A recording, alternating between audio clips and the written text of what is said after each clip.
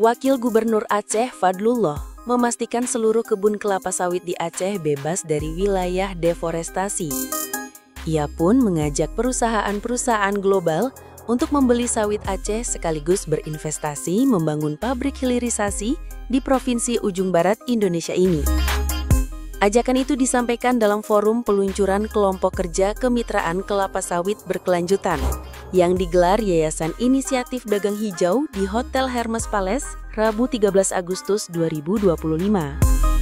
Acara dihadiri pimpinan dan perwakilan sejumlah perusahaan multinasional seperti Unilever, PepsiCo, Nestle, Mars, Mondelez, Musimas, Apical, Permata Hijau Group, dan Sinarmas. Turut hadir mitra lembaga lingkungan, Forum Konservasi Luser, serta pejabat kementerian terkait.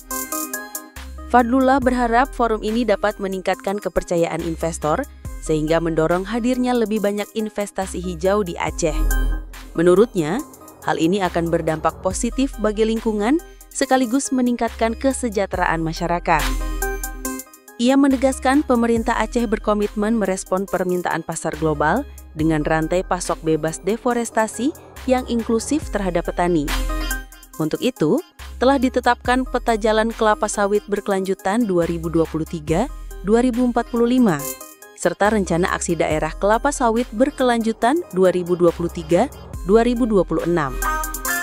Meski begitu, Aceh belum memiliki industri hilir yang mampu memberikan nilai tambah bagi petani dan pelaku usaha.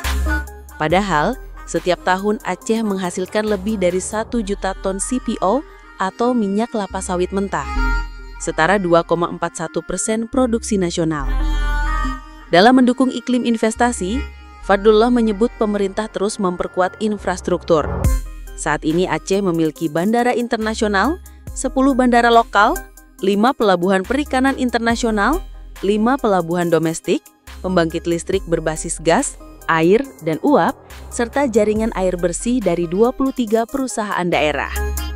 Pemerintah juga sedang membangun jalan tol yang menghubungkan Banda Aceh dengan perbatasan Sumatera Utara.